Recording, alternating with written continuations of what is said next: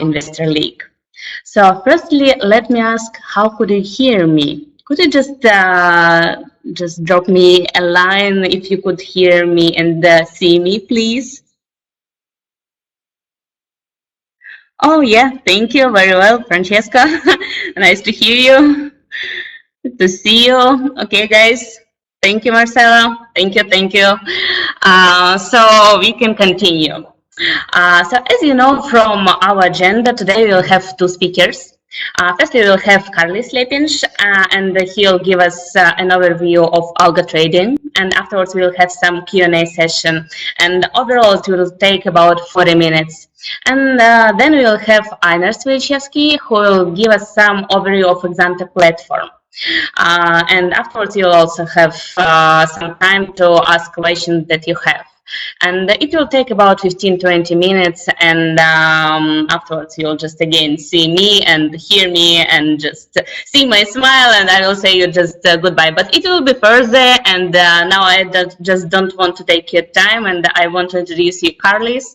And Karlis, the stage is yours. Thanks, Natalie. Hello, everyone. I hope you will too.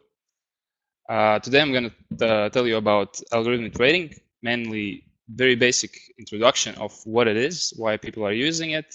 Also, we'll take a look at some very well-known simple strategies and how to actually build one and what are the most important points when you're doing that. So let's proceed. First of all, those involved in the financial markets most likely have heard the buzzwords: robots, algos, high-frequency trading, so on. But how big actually is it? Well, it's hard to tell exactly, but even the most conservative estimates say that at least half of all the trading volume in United States stocks is generated by the robots. So it is big, and most likely the numbers are much closer to the 85% showed. Also, that there are very many negative opinions about all these robots and so on. Mainly, there have been several crashes throughout the previous years, and many people say that robots are the guilty ones. Let's say the famous flash crashes, and that robots overall generate a lot of systemic risk, which the market is not yet prepared for. Also, there are very many claims that the robots actually are abusing the simple investors, that they are ruining the market, and that in the future it will be all robotized, and simple participant won't be able to get any profit out of it, or he will be losing money to robots just for participating. But I believe that very many people are afraid of what they do not understand until the end. So let's take a while and try to learn and understand these robots and why are they not as bad as people claim. So first of all, let's understand the motivation why companies are actually developing and using them. One thing that you cannot not notice is the huge advancement in technology during the last decades.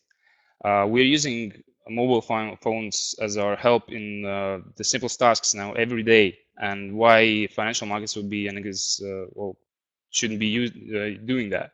Speeds of execution have skyrocketed, and very complex mathematical solutions and decisions how and when and what to trade can be done in so fast that the actual bottleneck for trading in the highest speeds is millions of a second, and the bottleneck is not in the computational power, it's in the network, in bandwidth, in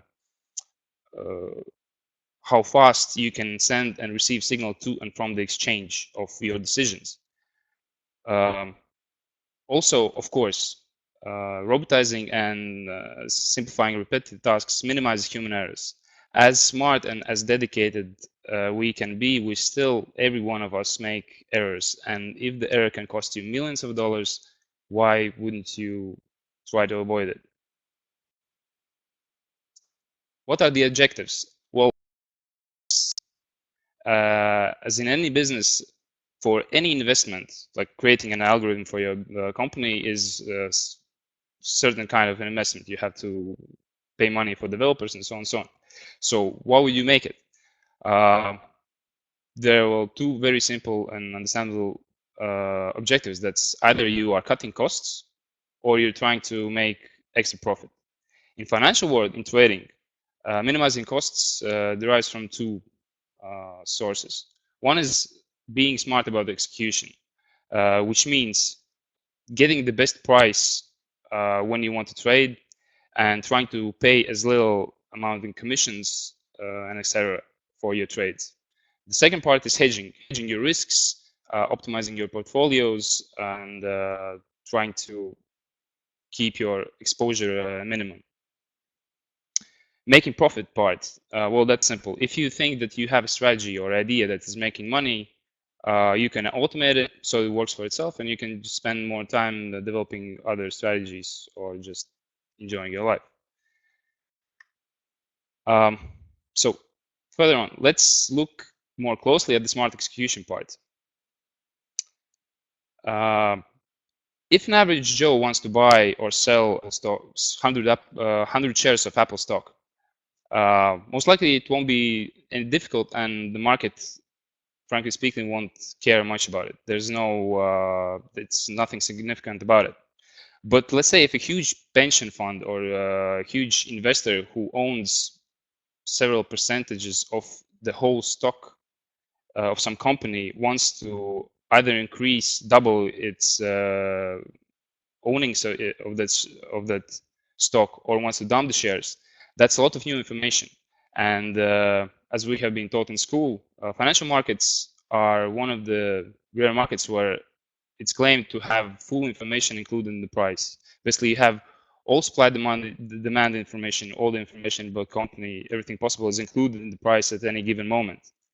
If you, a huge owner of assets, decide to sell the stock, that's a lot of new information.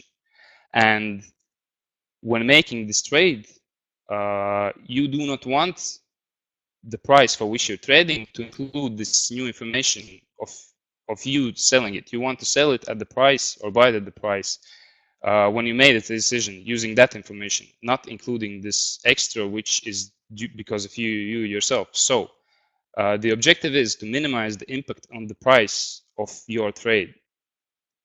And of course, the main interested parties of smart execution are huge asset managers, brokers, as I mentioned, pension funds, or high net worth individuals with a loads of stock. And let's look at an example. Let's say we want to trade 100,000 shares of L'Oreal stock, which is traded on Euronext. On the right, you can see a tool which represents the market depth. Basically, in the middle, you can see the price for which you can buy a stock. Here's the price for which you could sell the stock. And here, the size is the interest. How many already participants are willing either to buy it for or sell it for? As you can see, if, again, going back to our average Joe, if you would want to buy only 100 shares, it's easy to do. You can do it for a price 176.85, and you won't, like, market has that amount and it won't change anything much. But at the moment when you want to buy 100,000, you see that even 0.5 points up the price, you can gather maybe around 20,000 shares. Of course, we are ignoring the fact that most likely some market makers will replenish the interest somewhere in between. But still, by showing this huge interest, by throwing this huge order in the market, you would give a lot of information and signal the players who want to buy that most likely they lack some extra information and they should be ready to buy it for higher price. And also those who are selling it, they see there's a big interest, so why shouldn't they sell for a higher price? So the price obviously will go up and you will get a lot of losses.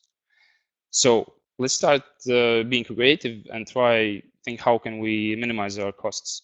We could divide our whole order into 100 different orders, 1,000 shares each, and distribute it all across the around the market depth, around the middle. But again, if you do it simultaneously, it won't matter that it will look like there are several people doing that. There's still the interest is the same in the market, so it will have the same influence. So next step, what we could do is divide again in 100 orders, but put them after each order after 5 minutes. In that way, if the market is liquid enough, it will eat the order and it will seem as nothing much happened. So that's actually already one of the very simple strategies, an example of strategies, what is out there in the market to solve these kind of issues. And it's called, this example is called time weighted average price. And eventually what you get is the price, the average price in this time period for when you made the trade, you get the average of it. Of course, you can make this strategy more flexible and smarter. You can, it's still, if you're being very obvious about your trades and they're still huge and big, market might notice. So you can make these time intervals random and adjust the size accordingly. A little bit more difficult strategy to solve this issue is volume weighted average price. Where the idea is to get the average price of where the actual trades were happening, where the volume, high volume was traded of this stock during the day. The idea is that you look at, here, I have an example for you. I hope you can see this picture well. What we are looking here is the same Oriflame stock. Above, we have the price. Each grid line is a separate day, and below we have hourly traded volume candles. And here in yellow color, you can see like attempt to show the dynamic of the traded volume throughout one day. And it's very noticeable that the highest volumes are traded either in the morning or the evening of each trading day. And during the noon, people are going to lunch or having meetings, etc., etc. So there's less trading going on. And how could we implement this volume weighted average price strategy?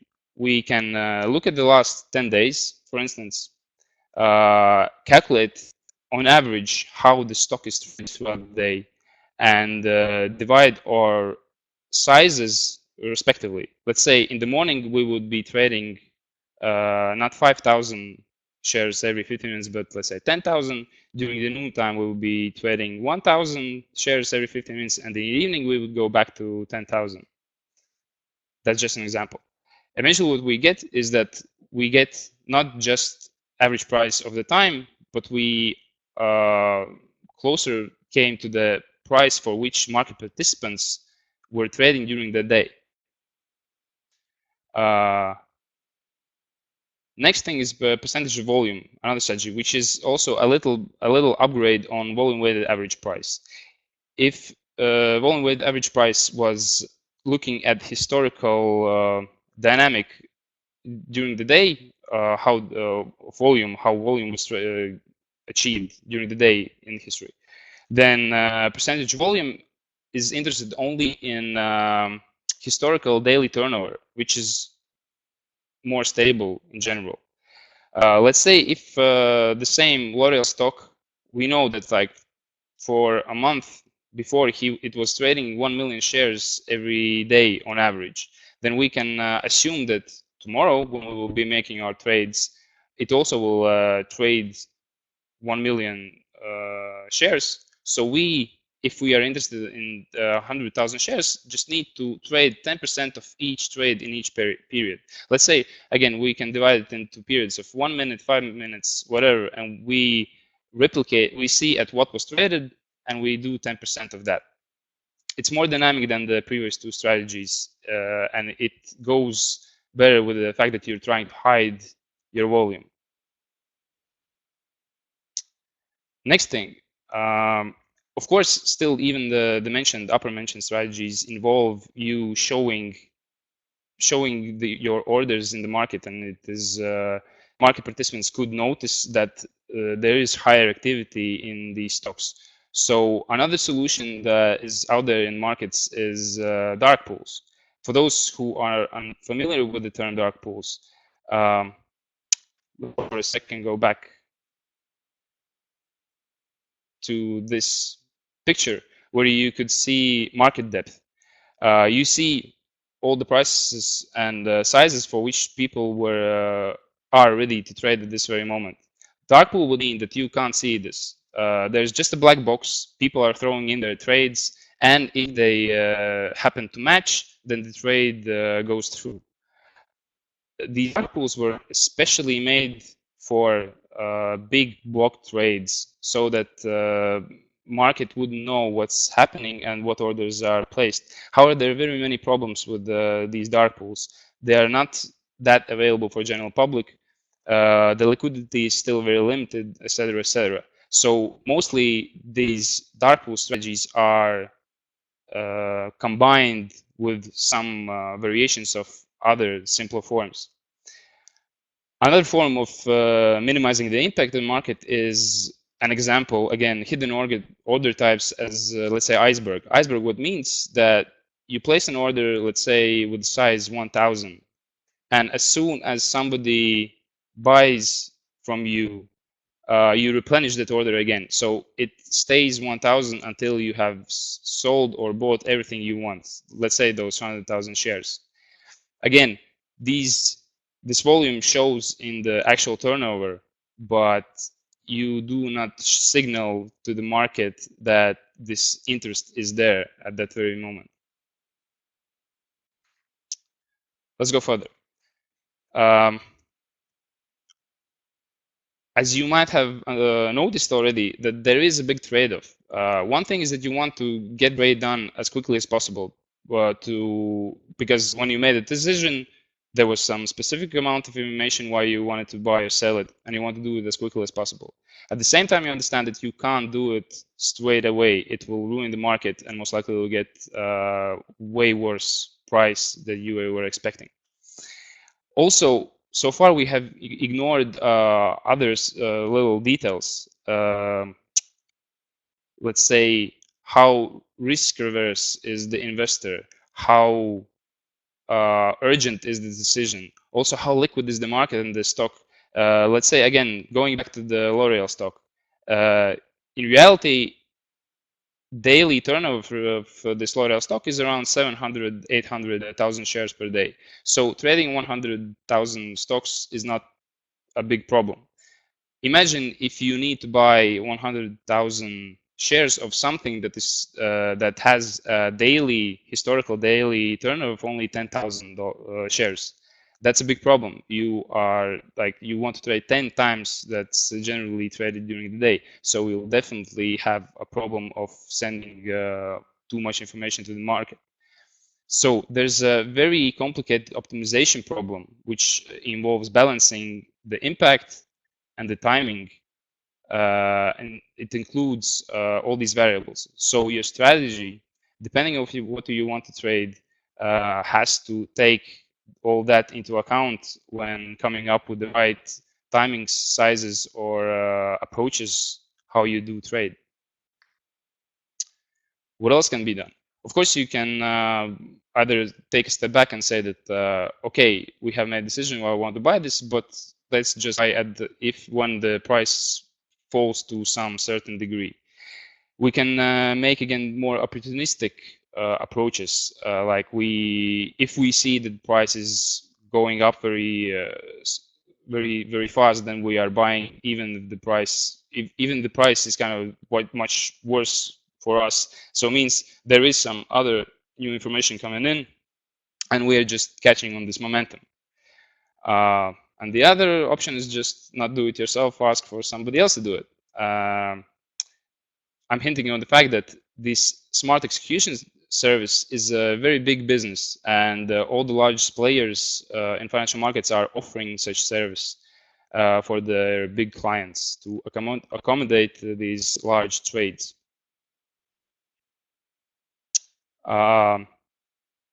Let's now take a quick look also at the basic profit-making strategies. So the first one to mention is as old as the financial markets themselves. It's market making.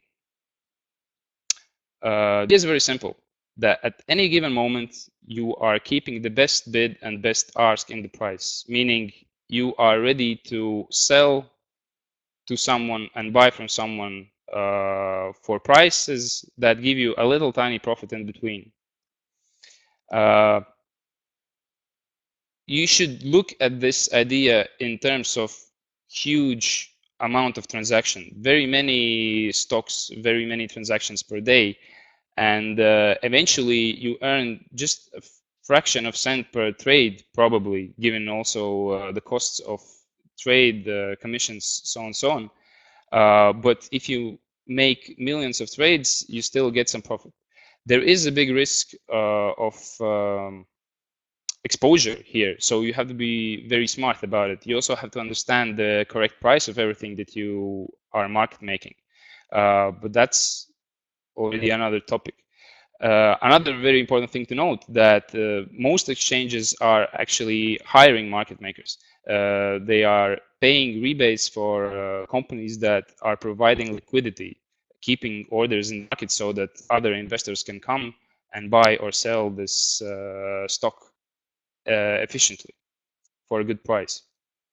Again, maintaining this best bid and best ask in the market, it's very difficult to do it by hands, by human trading. So you have to make an algorithm that is maintaining these orders in the market.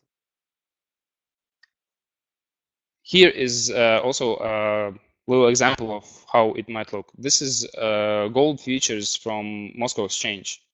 And you can clearly see that around this region and around this region, there are the big market makers there. They're holding the market there.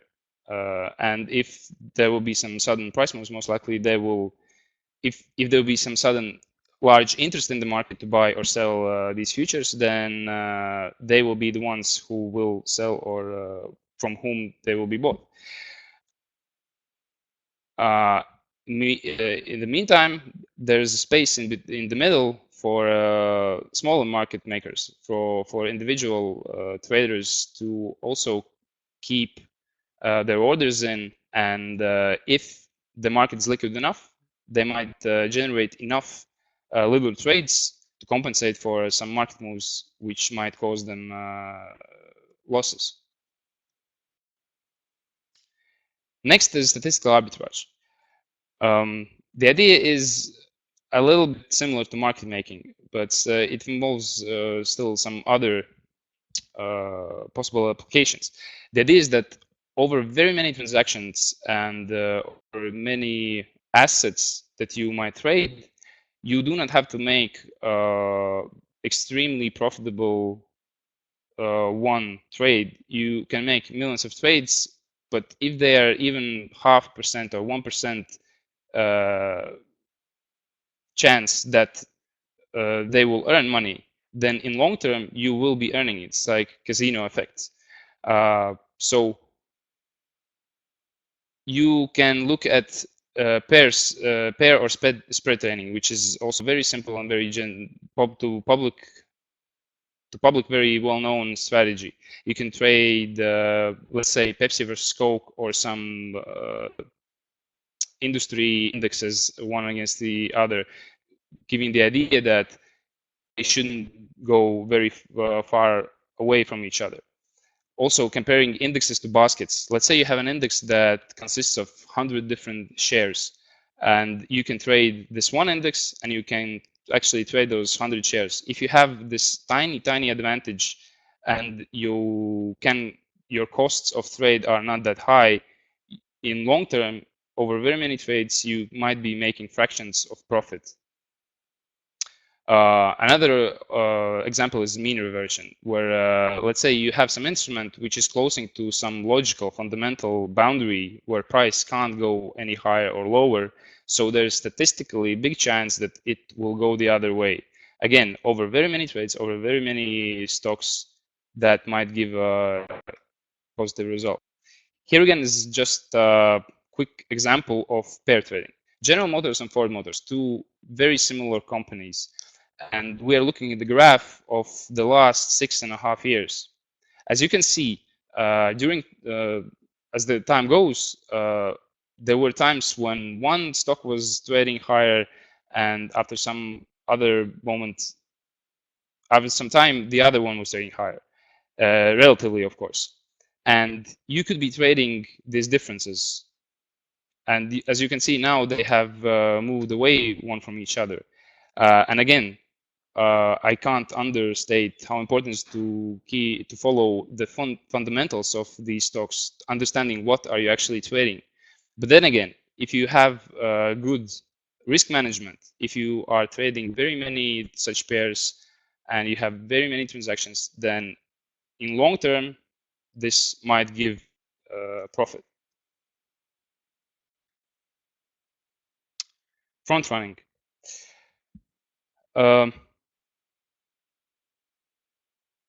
Here, this is getting more complicated now, meaning this now involves more and more advanced technology. Let's say guerrilla algorithms. We are going back to the idea that the smart execution is trying to hide information.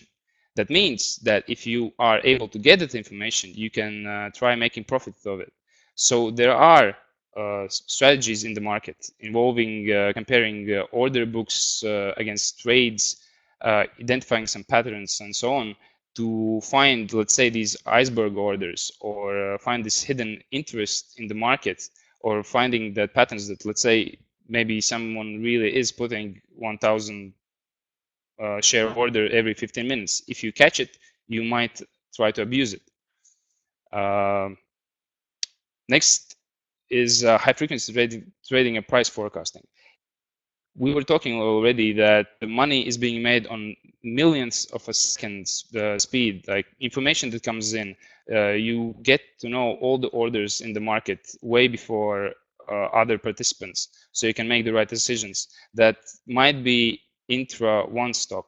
That also might involve that you notice that, let's say, for 9 instruments which are connected with the oil markets, the price has gone up in millionth part of the second, but there's another stock for which it still hasn't. So statistically, you could forecast that its price should be going up, so you can manage to place some orders and profit on that. Another example is signal or news trading. Again, the same thing. If you are faster than others, you can manage to profit on big news. Let's say GDPs or unemployment news. Of course, you can abuse the market with the speed. This is what regulators are really trying to fight against. For example, some time ago, they forbid flooding orders, which in general, what they were doing, you were sending thousands, hundreds of thousands of orders through the bandwidth, which was used by very many traders, while at the same time they had direct connection to the exchange, so they could send and receive orders without any latency, with very low latency to the exchange and back. So they were on purpose making other people's signals slower so they could be faster. But things like that, the regulators are really fighting against. So this is an ongoing process. There are people who are abusing some little details in these advanced technologies, but well, it's not always bad, as you have most likely understood so far. Next big group is outsmarting the others. Again, we're going back to some pattern recognitions or reading market segments, finding other algorithms, also which was mentioned before, trying to understand how they work, trying to crack them, and trying to make money on that. Also, fair price calculation. The same market making strategy by itself. If you do not know the fair price for which you're trading, most likely some smarter people will be taking advantage of you. And if you're completely wrong, then it doesn't even take strategies or algorithms to make money on that. But when it comes to derivatives, options and futures and so on, there's also a lot of information. There's a lot of calculations to be done. So you need algorithms, robots that work for you and help you to understand the fair price at any given moment. Also, the fair price for different people might differ, as funny as it might sound, meaning a lot of very complicated models in fair price calculation of derivatives involve different models, and you might choose to believe one model more than the other, or you probably developed some new method of calculating it, or just being smarter about it, as was mentioned already. So we so far have covered some very basic and in general well-known strategies, and I've tried to understand the logic and objectives behind them. So let's quickly go through the cycle of how you actually automate the strategy, your idea. First of all, you take it. It can be anything. It can be gut feeling. It be some experience that you have. Often it might come from another fields. You are very good at some sector, or you are good at technology. You have developed some better network solutions or something like that. The idea and the reason for the idea can be anything, really. The next important thing then is quantifying the idea, making it into a model.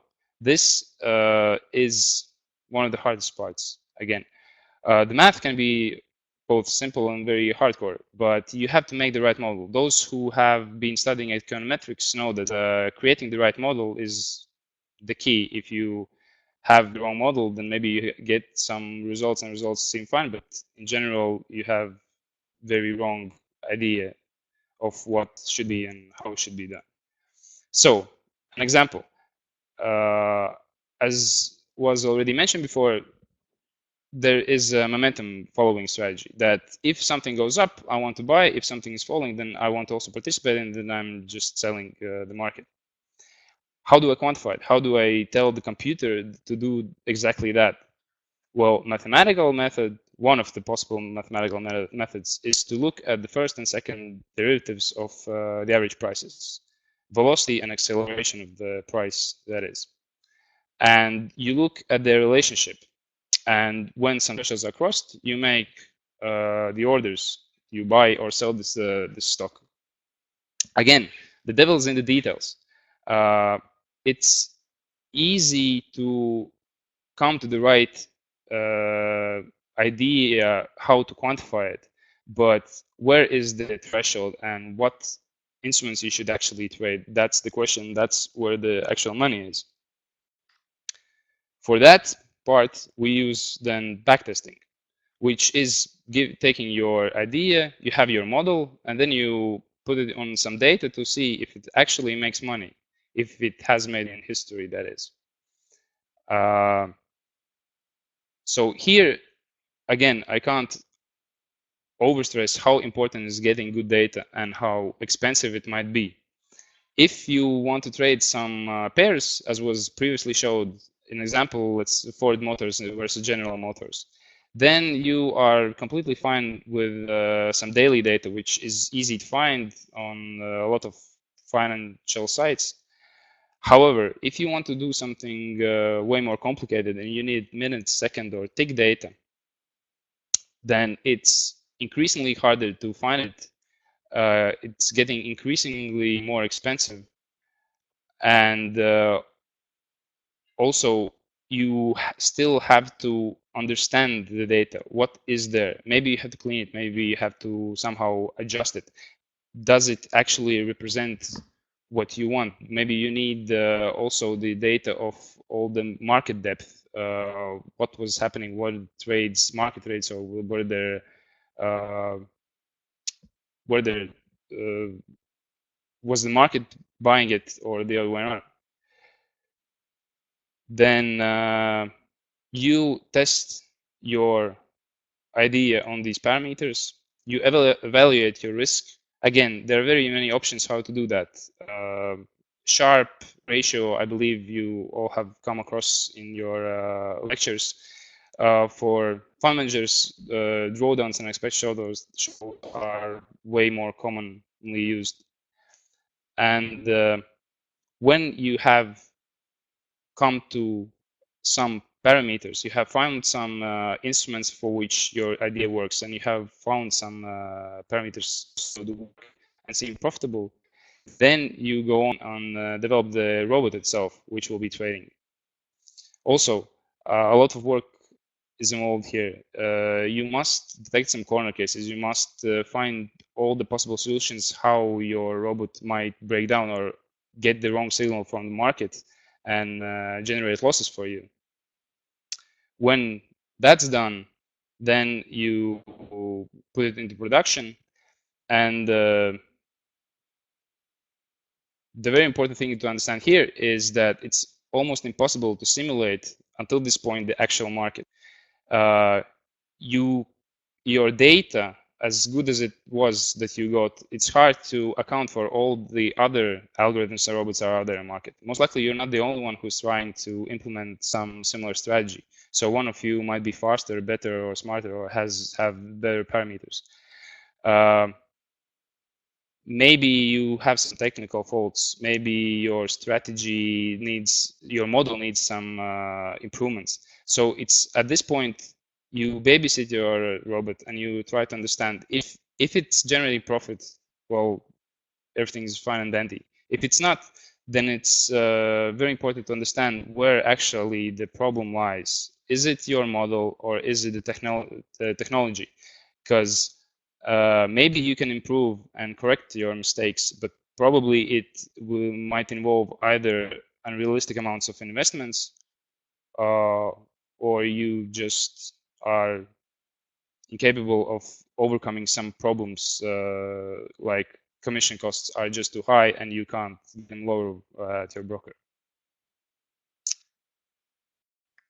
So the next thing to understand is the markets are always changing, and if something works, it might not work the next day again. So you keep on improving your strategies, you keep on improving your robots and making them better, faster, and smarter. But also you should understand that all strategies do not survive a long time. Markets get more efficient, more participants find out about the strategy, about this idea, and start using it, and the profit probabilities disappear. So this process of developing new strategies should be ongoing. One of the last topics I want to touch is the dangers. So it's extremely important to design your robot well, because it has no morals. It does not understand if it's doing something wrong, and if your robot and your volumes of trading are small, then that might not be a big problem. But the more complex the robots become and the more money is involved, the margin for error is very small, and you could lose millions just because of some little glitch in the robot or some security issue. Also, again, the more money is involved, you should understand that it's very risky to allow, let's say, some power outage at your network provider's part have an impact on your work and strategy. So this IT reliability is also a very hard topic that has to be thought about. Next thing, keeping your idea secret. As I've covered in several examples, at the point when some other players, which might be better in some aspect of the trading than you, start also trading the same idea, the ideas tend to lose their profitability. So you want to keep them as secret as possible. Also, we touched the problem that there are possibilities to abuse strategies or speed or these advanced technologies. Then again, it is the same story with all new technologies. Also, like an example, nuclear power, when it was developed, also there are very big benefits of it, and there are very big risks of using it. But we should not fear them. We should understand them. We should calculate them. We should regulate them, and then they could give us a lot of benefits. They could make the markets much more efficient, and they can save a lot of people a lot of money. But of course, we should keep in mind that there are a lot of risks still, but the regulators are working on drafting new regulations as we speak, and soon the next version of MiFID, the European regulation, is also coming out. To end it all, I hope again you see this graph. It's an example of Camber Energy. That's just a little stock in US, and you see a graph, 2 hours long graph. What you can see is that the ask price is zigzagging down for a long period of time. Then at one point it like goes back to certain point. Then it's again zigzagging on the place, and then zigzagging down, and again at one point jumps up back down. And possible explanation what might be happening here. Nobody can tell for sure, but still, one is that some guy is trying to smartly execute this illiquid stock, which obviously is illiquid because of the spread between ask and bid. And the robot is trying to find the price slowly for which there is some interest. And at this point, it found some person or some other robot which was interested to make a trade this price, and it went up looking for it. And as you can see, in that case, it saved this spread in the money that it would lose otherwise if it would just buy for the market. Another explanation what could be happening here is that somebody else noticed a very simple market making robot and is standing in front of it, making this other robot go even further to the price. So eventually you make this market making robot come to this point where you actually want to buy the stock. So you buy it for this price and it goes back up there. And again, you in that case have saved all this region of price. Again, we do not know for sure what's happening here, but it is, these zigzags obviously are not hand traded stuff. So definitely some robots are working here. That's it from me. Now I'm ready to take some few questions from you. So if you have some, please write in the chat.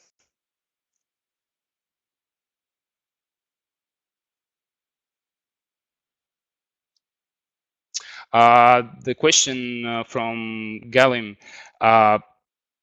My colleague Ainars will have a further presentation about our platform and its capabilities next. So most likely he will be able to answer this question.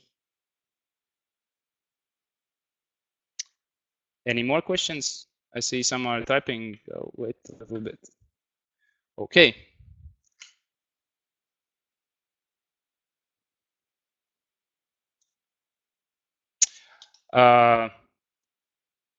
Again, exam specific questions I would leave to my colleague, our platform specific questions.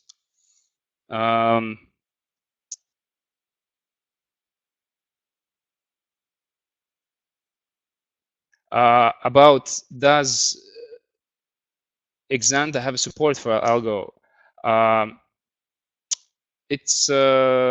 It depends how you look at it.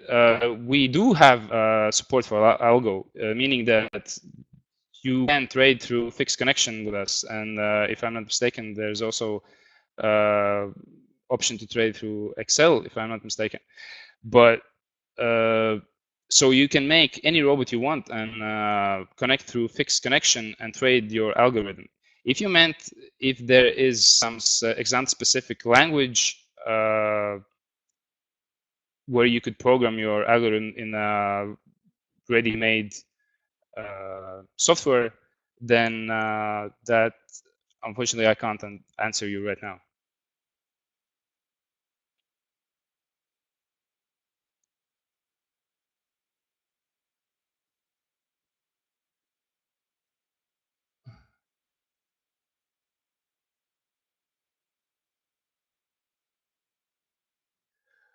Can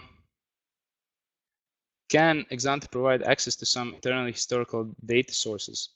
Again, if I understand your question correctly, then you can get historical data through Exante platform through fixed connection.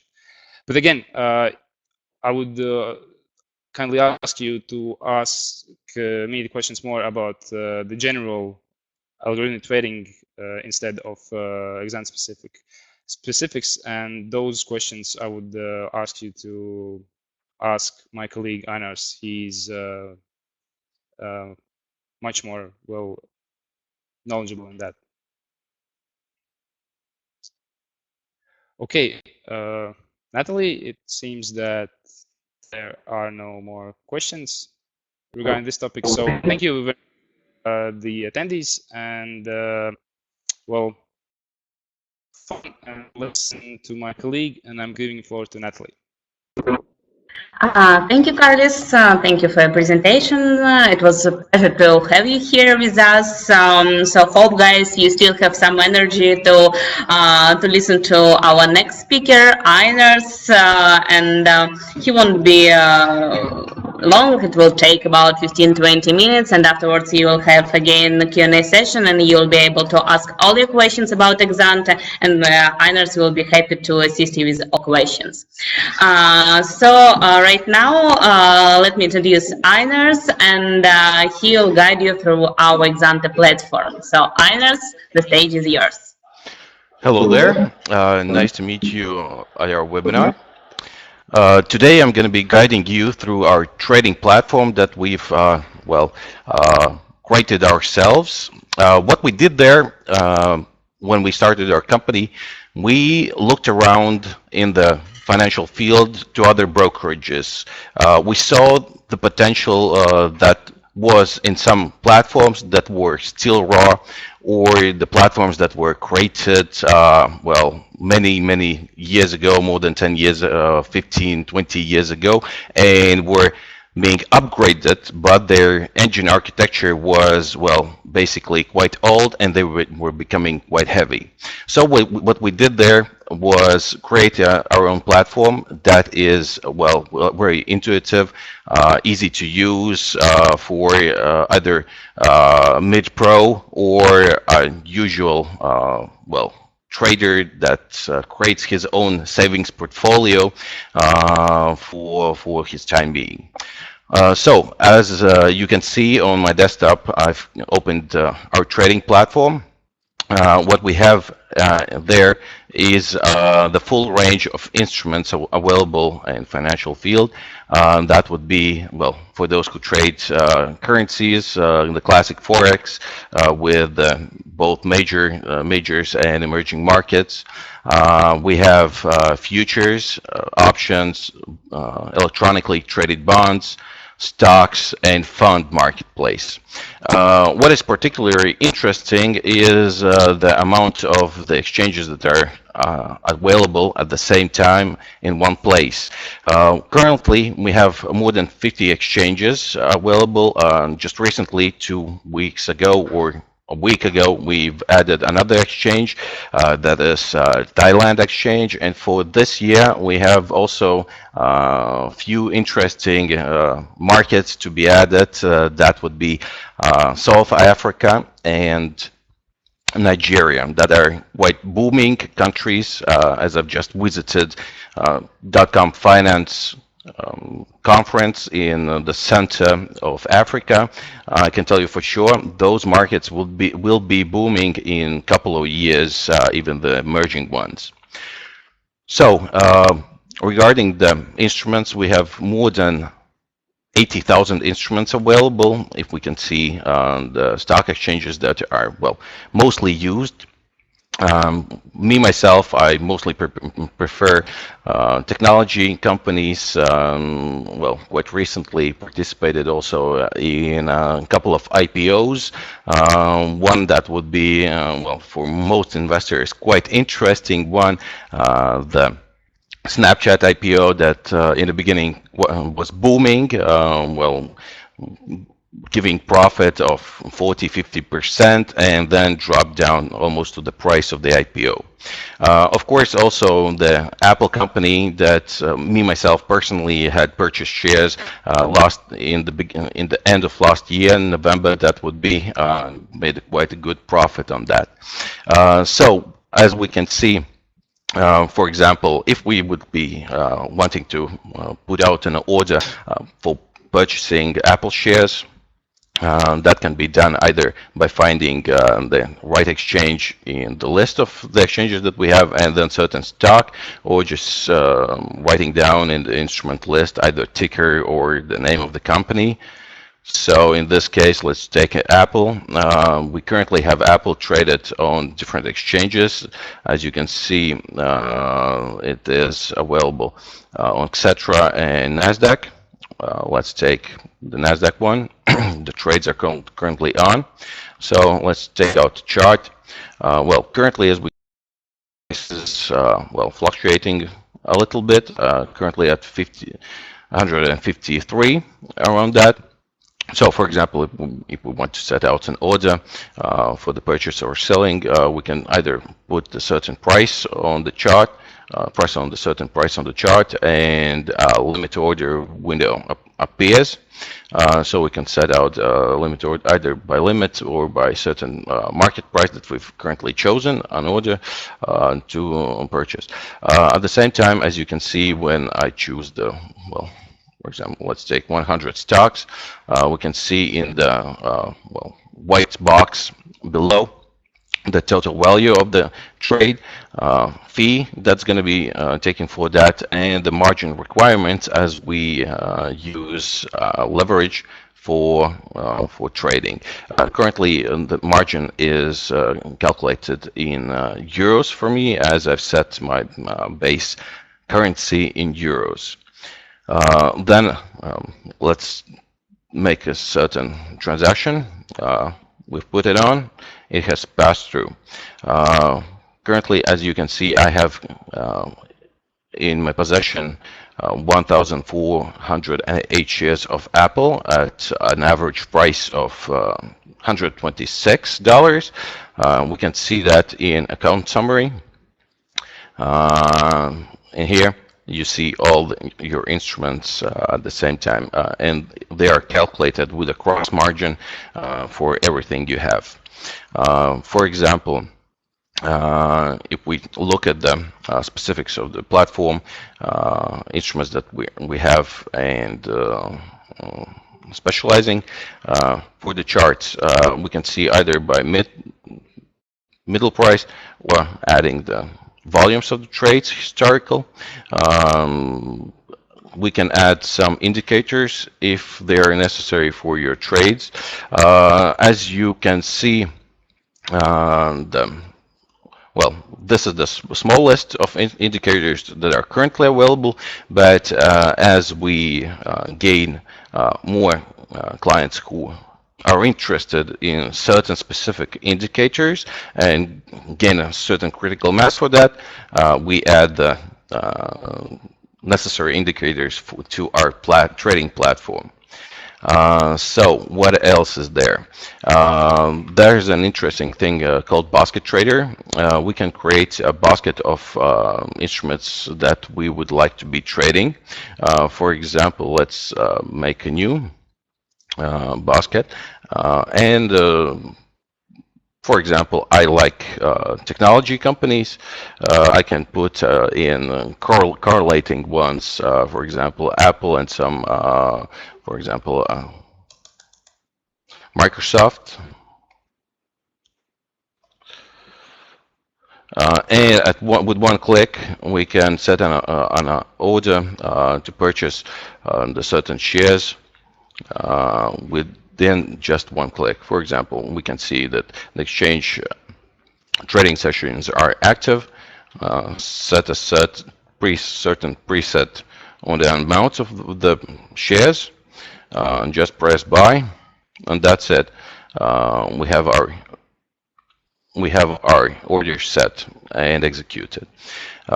We can save certain presets in the baskets for the future. For example, those who trade certain option or future combinations for their strategies can also use basket trader to make certain combinations. Then an interesting thing meant for account and asset managers who have, for example, 2, 3, 4, 5 clients that they're handling the accounts for. We can add create a possibility to set out an order for few different accounts. For example, I have currently 3 accounts. One is a big one, one a smaller one, and one, well, much smaller. We can see that marginal utilization for the one account is quite high, and it doesn't have any free funds. We can set purchasing 10, well, that would be pretty high. For example, 100 shares, and we can just set it by free funds to each account, or set it out equally to each account. Also pressing buy, the same order executes for each account, and you don't need to go into 1, 2, 3. It takes time, and you can lose the momentum in the market. So it's a really good thing to use for asset managers. Then also an interesting thing, a quote monitor. We can create certain portfolios of instruments. One portfolio can consist of up to 100 instruments, where you can just put in a preset of your most favorite companies or instruments or electronically traded bonds, whatever. You will see bid, ask, the ask and bid size at a certain time, the change monetary to the end of previous trading session, and the same in percentages. You can choose each and every instrument and see the trading hours when they are going to be. As I previously mentioned, we have over 50 exchanges, and they're in totally different time zones. So this is a thing that would be needed for traders who use different geography places. Also, we can see we can add additional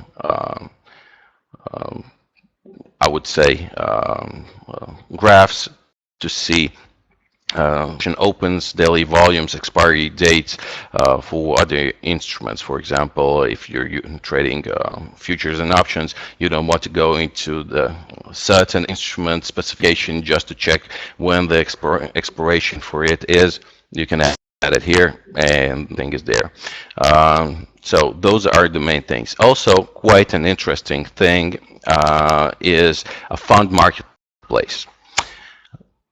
Specific interesting funds that are also that have shown that they have good results can negotiate with Exante to be listed on our trading platform and to be accessible to each and every client of ours.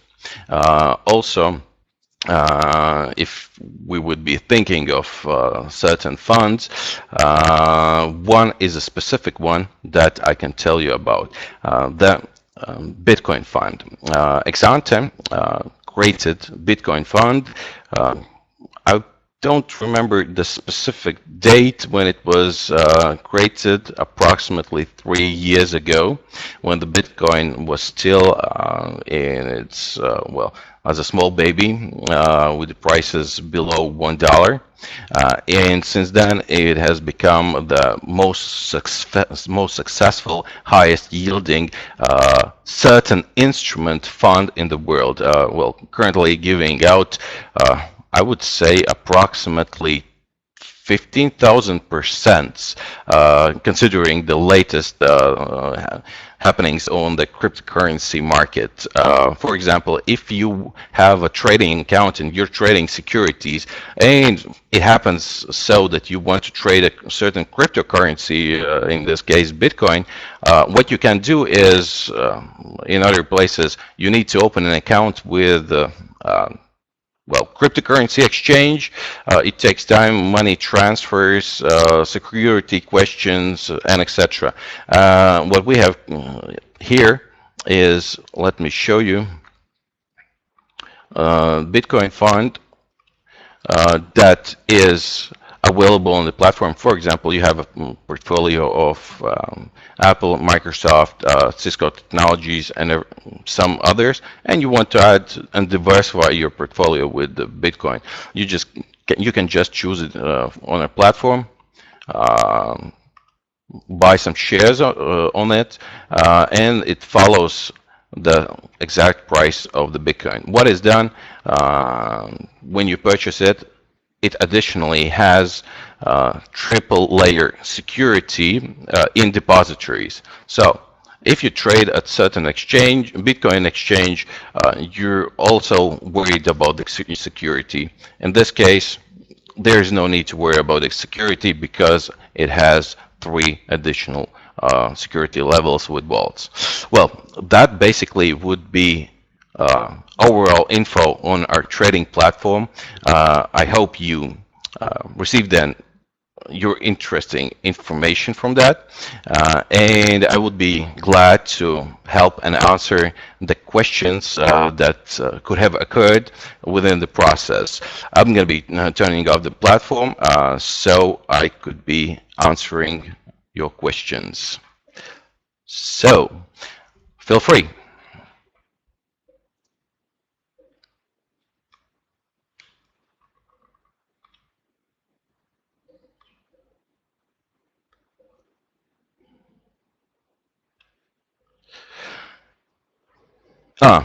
Yes, also, Galim, regarding your question on the moving average on the chart, such indicator is available. I can show you it. Let's take the indicators, and here you go. You can choose the period, the source for the highest, close, low, and the open. So it's available.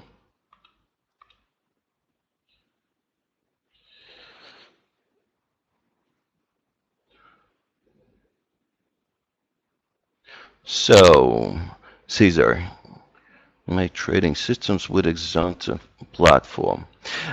Could you specify the question?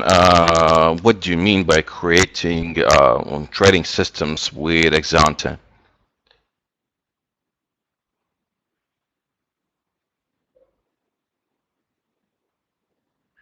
All right, Abuzar, I see you have a certain problem.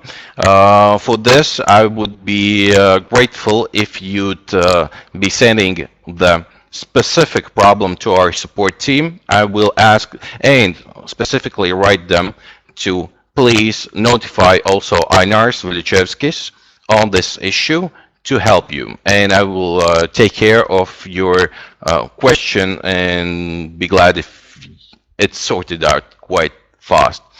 So regarding algorithmic systems, yes, as you previously heard my colleague's presentation, Karlis, he told about algorithmic systems. What you can do is either use the fixed connection for creating them, or also we have a possibility to integrate certain simple algorithms using Excel plugin. For such, you can just go into your personal cabinet. In the help, you can choose the information on the Excel plugin. For this specifically, I want to warn you, you should be using a Windows system because it's, well, more compatible with Excel. So, Mario,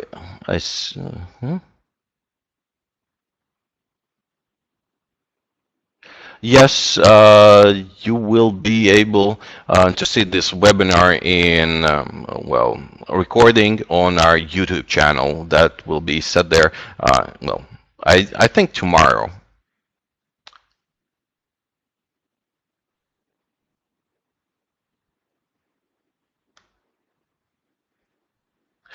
Regarding the surface, surface can be well measured, set as you well as you set it on your screen. You can add a couple of different screens and set the charts on different screens and add some additional indicators or well looks on it as you wish. You can just go through the settings on your platform.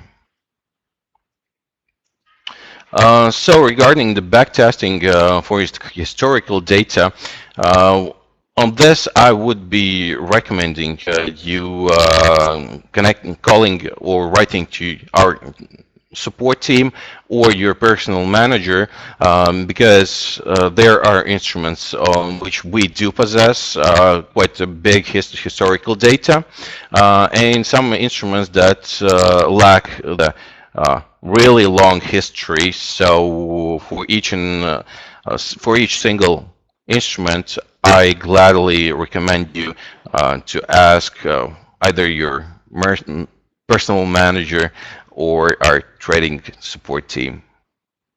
So how else can I be helpful to you? So do you have any questions, guys? I will be, well, really helpful on answering them.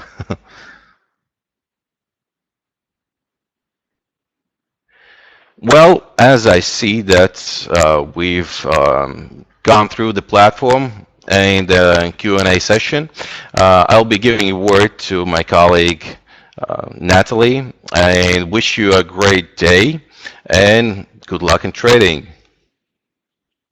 Thank you, Ainars. Thank you for your time. Thank you for interesting lecture here. And thank you, all of you, our attendees, our visitors, our viewers, for your time. It was a pleasure to have you here. Thank you for your activity, for your questions. We are happy to answer all your questions, and we are happy to provide you with some interesting, useful information. And for us, for Exante, it's very important to support trading societies, trading student societies, to give possibility to grow new traders, and we see our mission in it. So I won't take much of your time. I will just wish you a pleasant evening. For those who are students, I just wish you best of luck with your exams. For those who are not students, I'm happy for you, because probably you wouldn't be willing probably to sit and study some not really interesting stuff for you, and you would be go rather to go to some other place. So just enjoy your evening, enjoy your time, and thank you so much again for all of you, and we'll be happy to provide you with other webinars in the future. Have a great evening. Thank you.